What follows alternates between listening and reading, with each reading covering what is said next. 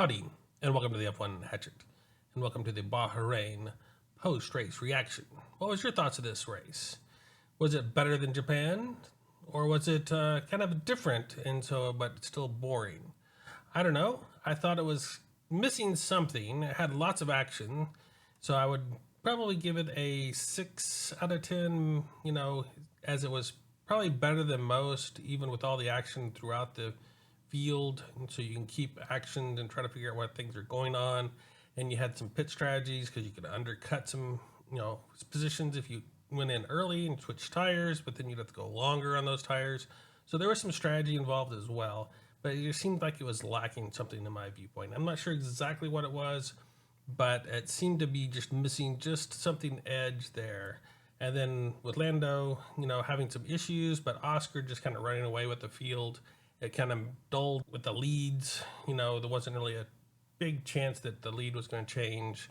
There were some thoughts about whether Lando was going to be able to come through, but then he had those penalties, which kind of hurt him in that progress. And so that kind of hurt that initial thought, excitement maybe of him coming back through and fighting up to second place, and maybe even putting some pressure on Oscar for that lead position. So I think that's probably what I was missing, is that excitement that I thought I was going to get out of this, even though it didn't turn out the way I liked.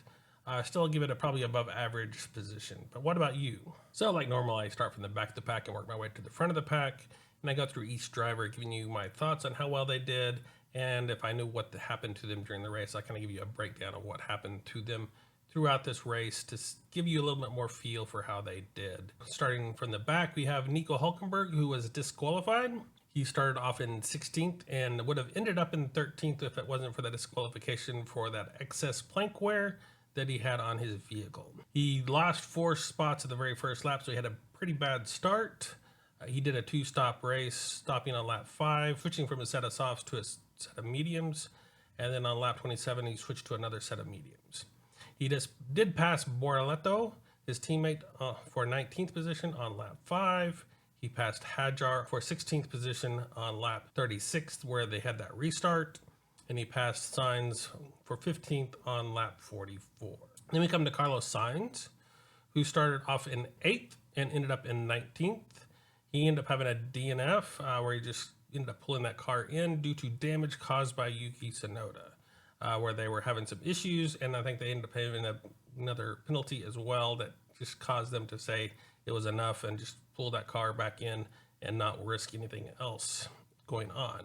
He did gain 2 spots in the very first lap, so he had a decent start. He had a 3-stop pit strategy in the sense he stopped on lap 14, switching from softs to mediums.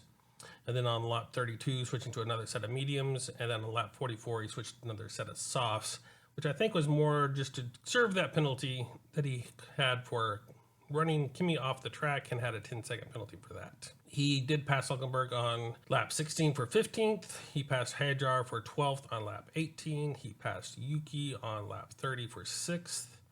He passed Yuki again on lap 31. And he passed Kimi for 12th on lap 36 on that restart. And he passed Lawson for 14th on lap 45. And I said he did have that 10-second penalty for causing Kimi to run off the track, and he was having some issues as that side of that car was damaged pretty severely from that contact with Yuki, and he was hoping that Yuki would get a penalty for that, but they looked at that and said it was just a racing incident, so unfortunately there was no repercussions for that. Then we come to Gabriel Bortoleto, who started off in 18th and ended up in 18th, thanks to his teammate getting disqualified. He did lose 1 spot at the very first lap. He had a 2 pit stop strategy, stopping on lap 13 from a set of mediums to a set of hards, and then again on lap 32, switching from those hards to another set of mediums, and kind of set in the back of the pack with not a whole lot of extra action. So I think he was kind of lacking in that spot. I think he probably could have been a little bit better compared to his teammate getting up there, even though his teammate was disqualified for some issues beyond his control. I think Bortoleto should have been closer to that mark as well. Lance Stroll had another bad weekend, starting off in 19th and making his way up to only 17th. He did gain a spot at the very first lap. He had a 2 pit stop strategy like most people, switching from a set of softs on lap 12 to mediums, and then on lap 32, switching it to that hard tire, trying to go the long distance where that hard tire seemed to be suffering a lot more than the other tires and people that have driven those. So that didn't help him much. He did have some contact with Lawson around the area that cost Lawson a penalty, but he was pretty much stayed out of the rest of the field and didn't get much action in that either. So I think he's kind of lacking the last two races. I'm not sure what's going on with Stroll. Those first couple of races seem to be doing well for him, but for something has changed in these last two where he's kind of lacked what he needs to do. So hopefully he can gain that momentum back, and we'll see what happens in this next race. Lawson started off in 17th and ended up in 16th. Yeah, again, he had a two-stop pit strategy, stopping on lap 14, switching from mediums to hards, and then lap 32, along with most of the rest of the field, switching from those hards to a set of softs. As I said, he had contact with Stroll. He passed Alonso for 17th on lap 36 during that restart. He passed Hadjar for 16th on lap 36.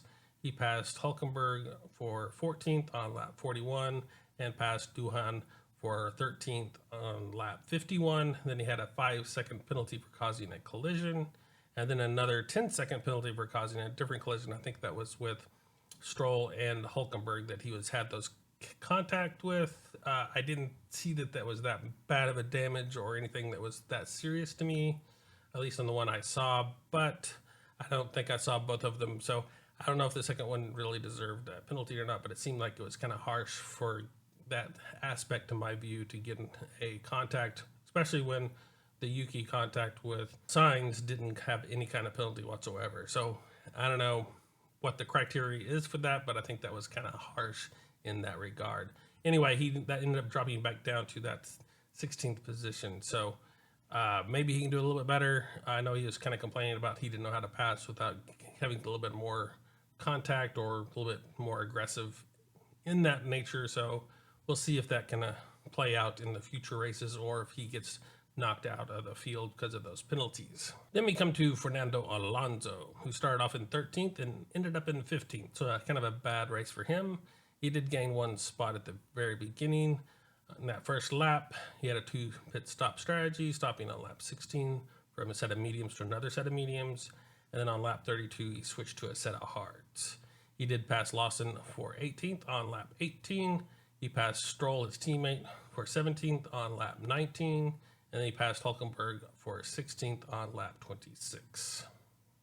So kind of stayed out of the mix. Had a little bit of action, but not tremendous compared to some other people that we go through. So I'm not sure exactly what happened to those Aston Martins, but they weren't quite performing like they wanted to, and they kind of fell back into the field. So hopefully Alonso can get his feel better on that Aston Martin, and they can figure out exactly how to do that and get a little bit more pressure on that midfield for next weekend. Then we have Jack Doohan, who started in 11th and ended up in 14th. I thought he was going to be a lot better than he was in the last couple of races, even though it didn't quite show exactly. I think that pit stop where that safety car came out kind of fed into the wrong time period for him, and it just kind of hurt him overall. I think he was staying out of trouble for the most part, even though he did get a 5-second penalty for leaving the track too many times. And that basically was his race. He had started in 11th, ended up in 14th. He had a two-stop pit strategy, stopping on lap 9 from a set of softs to a set of mediums. And then we'll to lap 28 right before that safety car. So that kind of hurt them, switching to a set of hards and trying to go the rest of the way. Then we have Hadjar, who started in 12th and ended up in 13th. Unlike his last couple of races, he's kind of lacked in this race, not quite feeling the comfort that he would like to have. He did lose 4 spots that first lap, so he had a really horrible start. He did have a two-stop pit strategy, stopping on lap 6, so fairly early, switching from those softs to a set of mediums. And then again on lap 28, switching to a set of hards. He did pass Hulkenberg for 19th on lap 8, and he passed Alonso for 16th on lap 36 during that restart period.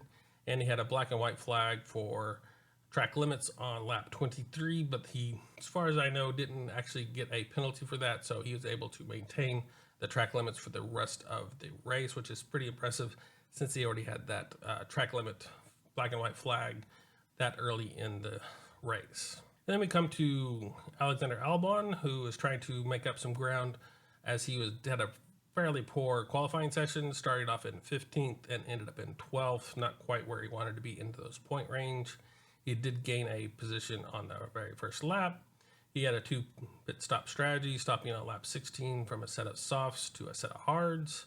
And then on lap 32, he switched from those hards to a set of mediums. He did pass Alonso for 13th on lap 3, passed Hulkenberg for 15th on lap 20, passed Hijar for 14th on lap 23, passed Kimi Antonelli for 13th on lap 36, that restart, and passed Doohan for 11th on lap 48, and then kind of just fell into that grip where everything else was kind of coming together. Not quite where the Williams wanted to be. I think he was hoping that his teammate would at least get points, provide some data for him, and unfortunately that didn't play out because of that contact with Yuki. And so him just being outside of points kind of hurts that Williams a little bit. We'll see if they can bounce back next weekend, especially with Carlos seems to be doing better on this last race. So hopefully he can keep that moving forward, and then Albon can jump back from his issues on this race to see if he can be right there with his teammate. Hopefully that will happen. And I'd like to see those Williams to be a little bit stronger in that midfield, and maybe even pressing for those front runner positions. We'll see. That's a long shot, but would like to be able to see that as well. Kimi Antonelli had a lot of action in this race. He started off in 5th and ended up in 11th, so it kind of dropped back in that pack, but was kind of having a hard time with those tires. He did have a place grid penalty for leaving the box in qualifying 2 before the resume session was announced, and so that didn't follow the guidance, dropped him and George Russell basically down 1 position for that on the starting grid. He did lose 2 spots on the first lap, so not the greatest start. He ended up having a 3 stop pit strategy, stopping on lap 12, switching from softs to mediums. And then on lap 27, he switched from the mediums to soft.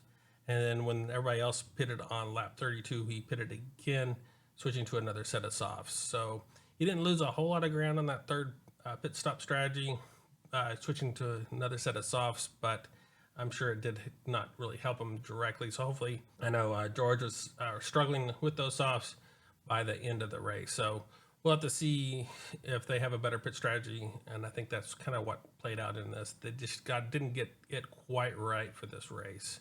And so he ended up having a lot of action, but I don't think he got to where he really kind of deserved in this. He seems to be really strong rookie in this. As I said, had quite a bit of action where he passed Sainz for 6th on lap 5, passed Gasly for 5th on lap 10, passed Max for 7th on lap 20, passed Alonso for 12th on lap 31, passed Ocon for 11th on lap 32, passed Sainz for 12th on that restart on lap 36, and passed Albon for 12th again, kind of going back and forth on all of that mix on that restart. Having that field bunched up together kind of made it exciting again, even though that was kind of a weird, safety car. Restart was just an interesting another card in the deck for this race that was kind of nicety, but it wasn't really needed, I don't think, for this race. And so I think that kind of played out a little bit interesting in my viewpoint.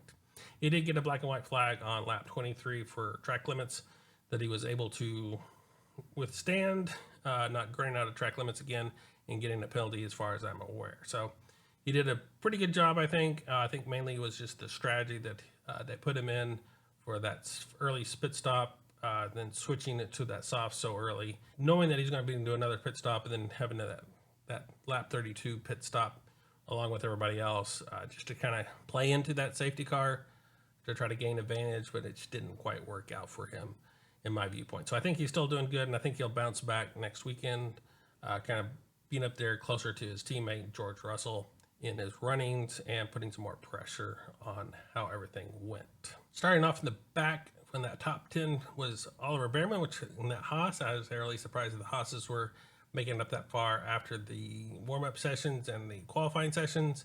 being that far back in the pack, I didn't think they were going to be able to pull up and to get into the points. But both of them having a double point standard again for this weekend really helped out, and I think it really made Oliver Bearman really excited and interested and enjoyed this race a lot more than he probably would have thought he would, starting off in 20th position and working his way up to that 10th. He had an excellent start, gaining 5 positions on that very first lap. He had a 2 pit stop strategy, stopping on lap 14 from a set of softs, switching to a set of hards, and then going to that lap 32 marker, and then switching back to a set of softs, where he ran off the rest of the race on that set of softs. He did pass Alonso for 14th on lap 5, passed Hulkenberg for 14th on lap 17, passed Hadjar for 13th on lap 21, then passed Sainz for 11th on that restart for lap 36, and I was able to maintain that position the rest of the field, giving some good defensive positions for those, right behind him, trying to get up through that field like Albon. Keeping those people behind, I think, was really helpful for him in his confidence, and I think he'll be moving forward, throughout this year, gaining the ground that he deserves in that rookie position that he is. Then we have Yuki Tsunoda, who started off in 10th and ended up in 9th. Gaining that position in that Red Bull, showing that he can handle, for the most part, where he deserves to be in that Red Bull, pretty close to his teammate Max Verstappen in that regard, really showing that he can deserve that position, I think, in regards to that. So I think he's doing a fairly well job. I think he will grow into that a little bit more as the season plays out and gets more familiar with that car and the workings of that Red Bull team. He had a 2 pit stop strategy, stopping on lap 11, switching from a set of softs to a set of mediums, and then on that lap 32, switching from that medium set to another set of softs. He did pass Sainz for 9th on lap 9. He passed Hadjar for 16th on lap 14, and he had contact with Sainz on lap 31, which caused some of that headache that he didn't get penalized for. And then he passed Sainz for 10th on lap 36 during that restart. And one of the weird things that happened to a lot of the Red Bulls this time, they had that pit lights issue where they came into the pits and when the light never turned green on that very first pit stop, so there was a little bit of hesitation, so they had a little slower pit stop. First pit stop for Yuki and technically for Max as well. I think it looks like they got that sorted out for that second pit stop, but that caused them a little bit of lag, dropping back a little bit farther into the field, and then he had to make his way back up. So I think due to those issues, I think Yuki did a really good job in this race. I think, as I said, he's kind of showing where he deserves. He's getting into the points again. Now he's familiar with that, a little bit more familiar with the car and the track. And so we're going to another track that he likes. And of course, being more familiar with the car, I think he'll be right up there at that edge of the points again. Maybe working his way a little bit farther, closer to his teammate Max, as Max was having trouble with this race as well. So maybe there's some stuff that they can do to get that car back in more shape. And then we have Esteban Ocon for that other Haas, who started off in 14th and made his way up to 8th. He had a nice clean race. He had 1 spot on that very first lap that he gained, and he had a 2 pit stop strategy, stopping fairly early on lap 8, switching from a set of softs to a set of mediums, and then went to lap 27 on those set of mediums before switching to a set of hards and going the rest of the way. Kind of running his own race, but staying up in the points is kind of into that realm, keeping as many people behind him as he could in that realm. Doing a really good job, I think, in that Haas, jumping them up into that field. So really good job for Esteban Ocon. I know he was pretty disappointed in his qualifying session in that spot where he ended up wrecking, thinking he could get a little bit farther up in the qualifying. And so this kind of showed that where they potentially could have gotten in that running. So hopefully that'll all play out and keep going for them in those Haas's so they can put pressure on those front runners and kind of show what they can do. And then we have the surprise of this weekend, as Pierre Gasly was phenomenal this weekend for this qualifying and did a really good job in the race as well, starting in 4th and ended up in 7th. I know he's kind of disappointed with that, fighting along the way, especially with Max Verstappen for the most of the race and then losing it at the very end. But I think it's an excellent job for Pierre Gasly, gaining that Alpine, those points, so they're finally getting points. So all the teams have points now for this season, which is really cool to see, as like last season we had several people without points for most of the season and only getting those points at the end. So it's kind of cool to see some of those battles a little bit closer in on the beginning of the season and see how it'll play out throughout the rest of the season. He did lose a spot at the very beginning of the race, but that's not really his fault, I don't think. I think that Alpine wasn't quite where it should have been. He kind of outdrove it in that qualifying session, so I can't blame him too much for that spot. He did have a 2 pit stop strategy, stopping on lap 10 to switch from a set of softs to a set of mediums, and he went to lap 28 and switched to a set of hards. He did pass Alonso for 7th on lap 16 and passed Behrman for 9th on lap 32, and basically he was able to maintain those positions through all the little chaos that was happening and did a really good job.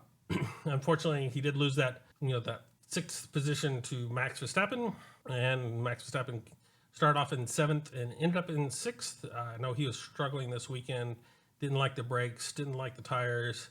I didn't like how that car was feeling at all. So he did a really good job in a not so well balanced Red Bull. I think he kind of outdrove that car, but was able to get as much as he could out of that to move on and look at the longer game. See if he can get as many points as he can, so he doesn't have to gain that gap to become the Drivers' Championship again. He did lose a spot at the very beginning of the race. He did have a 2 pit stop strategy. As I said, stopped on lap 10, switched from a set of softs to a set of hards. Went to lap 26 from those set of hards, switching back to a set of mediums. He did pass Sainz for 7th on lap 5. He passed Bortoleto on lap 28 for 19th position. He passed Ocon for 6th on lap 38. Passed Gasly for 6th on lap 57. So right at the very end, he was able to overtake Gasly and get that 6th position. As I said, the Red Bulls had that pit light issue, so he was the first one in, had the pit light issue where he just happened to go after, even though it was red, never turned green, like his teammate. And then that second pit stop, he had a long pit stop because they had an issue with the front right tire. So that gave him a little bit longer pit stop, so he had to make up some ground for both of those pit stops, so that didn't help him in this running either. But he did a really good job, I think, kind of handling that not so good Red Bull for this weekend. So hopefully they can figure out what's going on with that Red Bull and turn it around for the next weekend and have a better feel so they can be more competitive and have him running up in the front field. Now we come to the Lewis Hamilton, the last of the Ferraris, who started off in 9th and ended up in 5th. He had a 2 pit stop strategy, stopping lap 17 from a set of mediums to another set of mediums. And then on lap 32, switched from those mediums to a set of hards.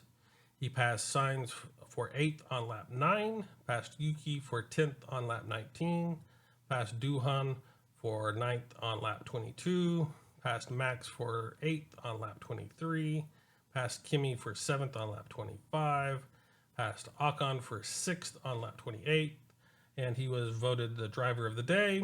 I'm not sure if I would have given it to Lewis. I know he did a really good job in this Ferrari, kind of coming back into that feeling, but I'm not sure if he truly deserved the driver of the day. I mean, Oscar kind of ran away with this race, so kind of by default you might send it to him, or you could kind of send it to Oliver Behrman, who was doing really well in that Haas, gaining ground from that 20th position, or Gasly, who is doing excellent in that Alpine this weekend, coming out of nowhere for that Alpine and able to gain some points for them. So I think it'd probably been one of the other folks, or potentially even George Russell, for holding off Lando Norris at the end, having all those issues and being able to run really long on those soft set of tires. So there's some other options there. Who was your option for the driver of the day if it wasn't going to be for Lewis Hamilton? Let me give him to his teammate, Charles Leclerc, who started off in 2nd and ended up in 4th. I know at one point he was trying to debate on what strategy to use for this race, and he ended up saying that he was glad they didn't go for the one stop, as it was a little bit too hard to go on that length of time for those tires, but it would have made things a little bit more interesting if they would have tried that one stop to see how that well it worked. I don't know if that would have played out well for them or not. He did lose 2 spots the very first lap, so not the greatest first lap start. He had a 2 pit stop strategy, stopping at lap 17, so a little bit longer than the rest, switching from set of mediums to another set of mediums, and then went to lap 32 and switched to a set of hards. And I know they didn't like those hards as well. Like most of the field didn't like the hard tires. He passed Gasly for 4th on lap 18 and passed Norris for 3rd on lap 25. And then kind of fell back in the clutches on those hard tires at the end. Weren't able to maintain that spot, even though he had a really good defense for Norris, especially. So I think he did a good job in that. I think the strategies weren't quite there for the Ferraris.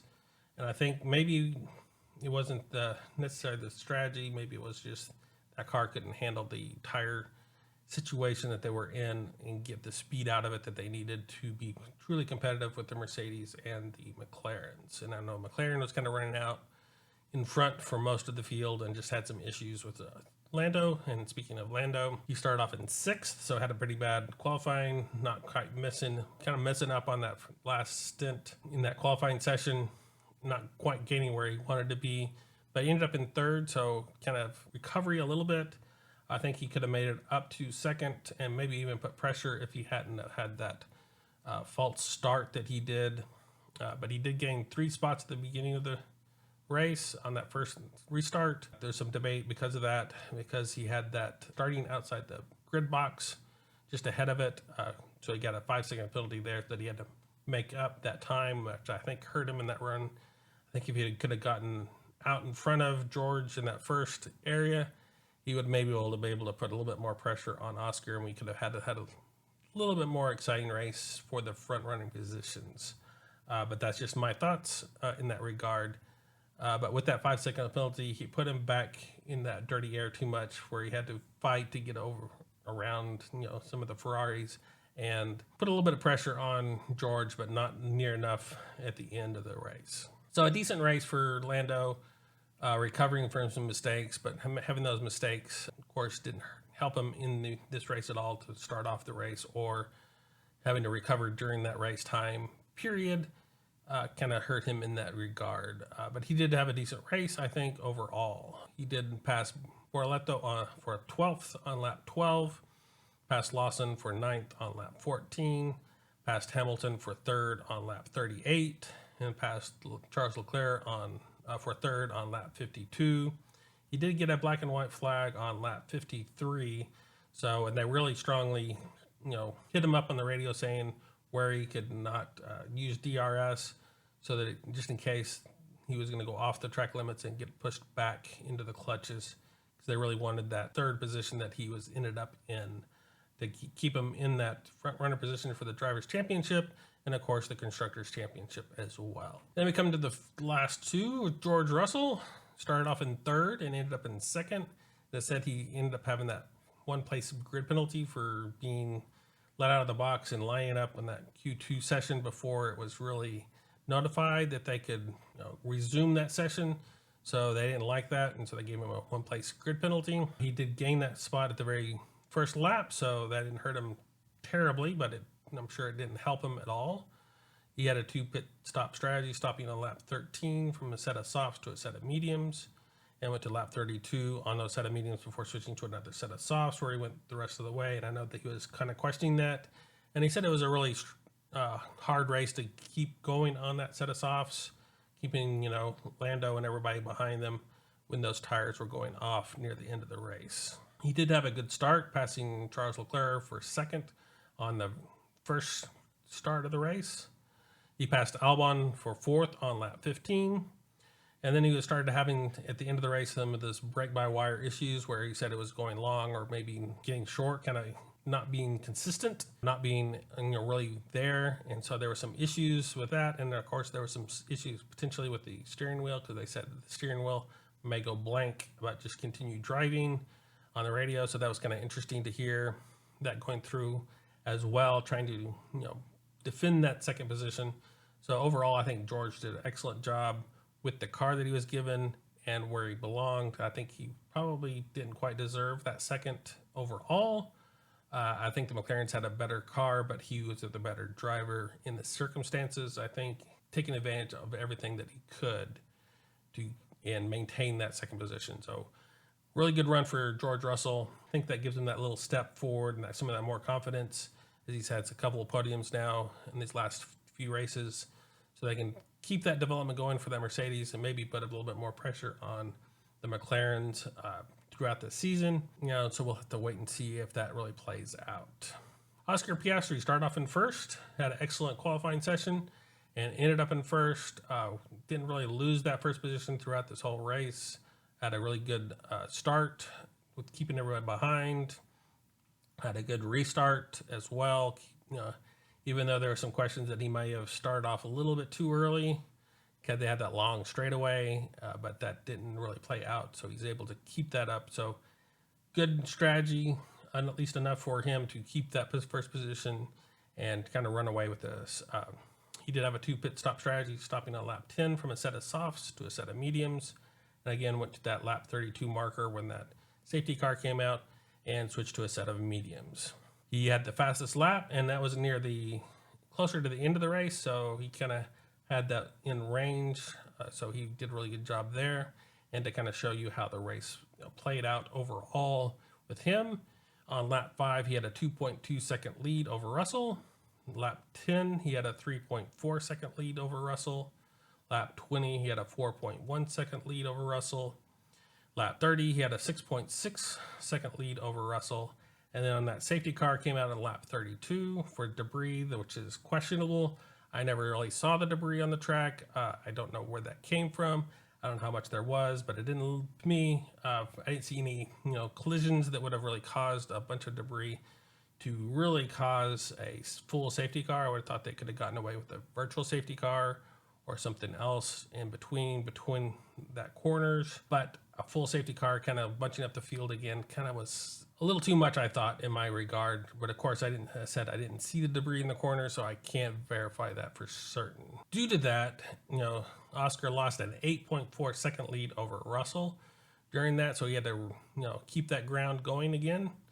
And so when they restarted that race, by lap 45, he had a 3.8 second lead over Russell. And by the end of the race, he had a 15.5 second lead over Russell. So he was nowhere near being overtaken.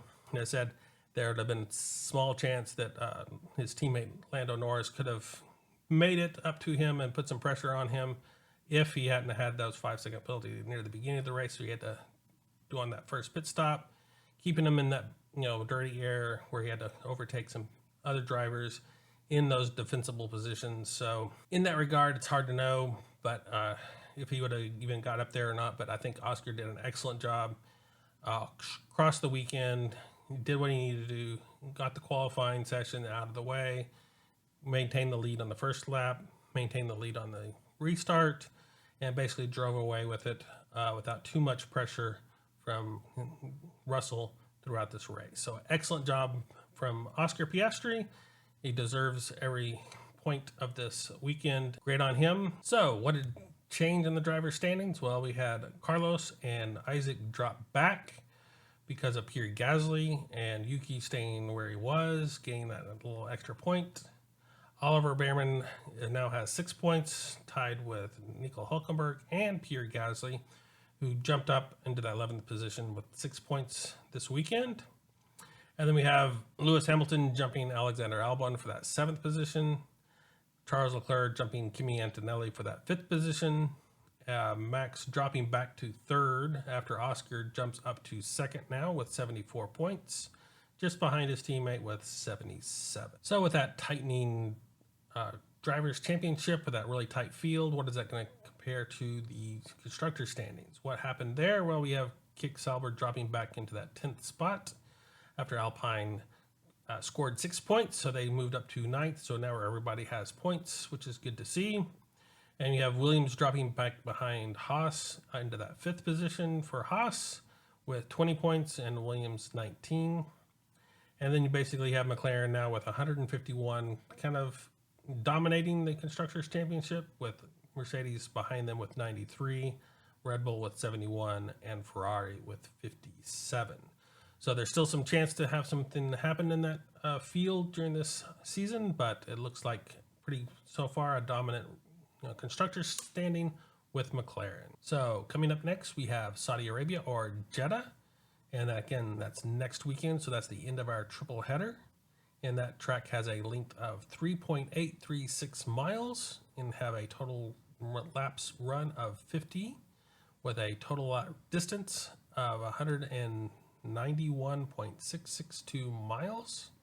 It was first introduced in 2021, and the lap record holder currently is Lewis Hamilton in, again, that year of 2021 with 1 minute 30.734 seconds. So until then, I will see you on the grid, and farewell.